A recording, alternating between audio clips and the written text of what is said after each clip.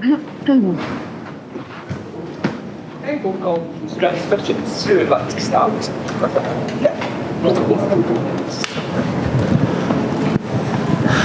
Hi Emma, you mentioned about playing a more aggressive style recently.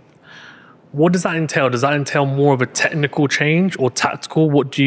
How do you approach that in training, and also is it more of a tactical mind shift? I think a lot starts from the beginning of the point with serving and returning, and I think that's highlighted on the grass courts. So working on the actual quality of the shot of those two would probably be where I'd start.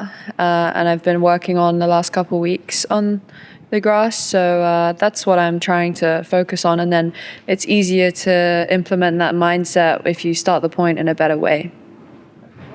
Emma, what do you make of the Serena Williams comeback? Have you had a chance to speak to her, see her? And also, you had beaten her the last time she played, about 4 years ago in Cincinnati. What do you recall of that match that you played? Yeah, I remember that match. It was when she was retiring at the end of the US swing.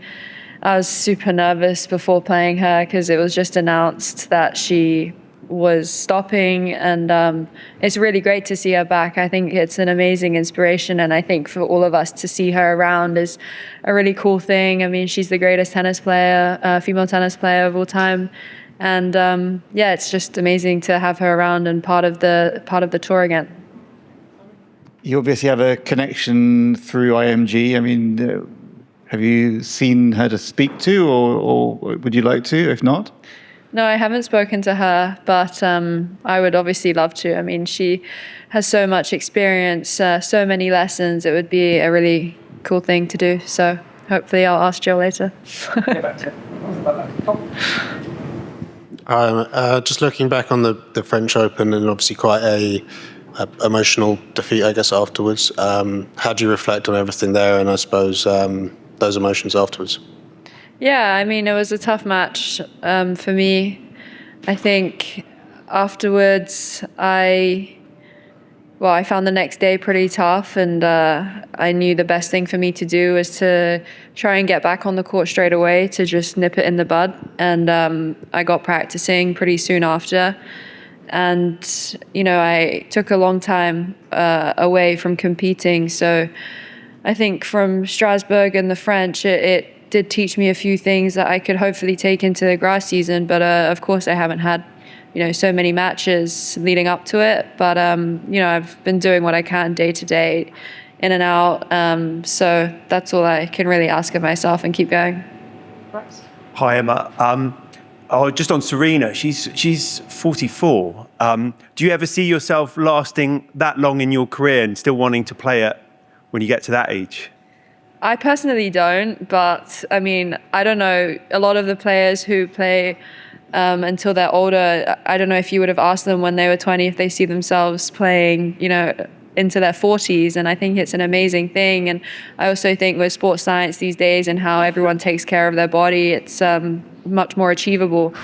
But I have a lot of respect for anyone who comes back and keeps playing for the duration.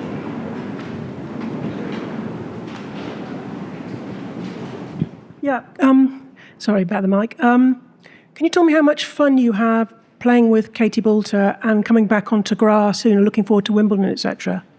So I watched you play last year in the doubles with Katie, and you were clearly having an absolute blast. Yeah, it's really nice to play with Katie.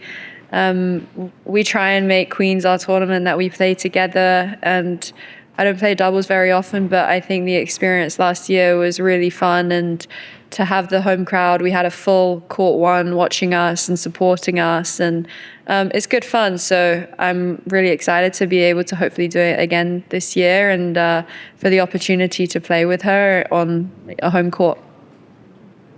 Hi, Emma. A bit of a different one from me. I know you love reading a good book, especially on the tour. Can I ask what you're reading at the moment, and whether you've got any recommendations for the summer? Yeah, I mean, it depends. I usually have 2 books on rotation. Right now, I am reading, I just finished My Friends recently by Frederick Backman, I think. And now I'm reading one of Ben McIntyre's books called Agent Sonia. And I just also got another one called 8 Million Ways to Happiness, and it's a Japanese one. But it's pretty interesting, so different insights.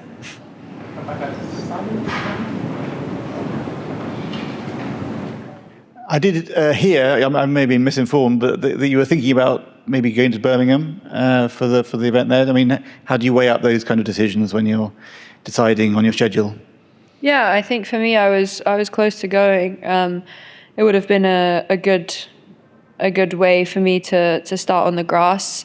I think weighing up, I just had a lot of load that first week on the grass that I think for my body, I was just trying to manage the load. So I think that it was maybe the better thing for my body to not go and play Birmingham. But I mean, I would have loved to have had an extra week competing on the grass. Any more questions? No? Okay. Thank you so much. Thanks.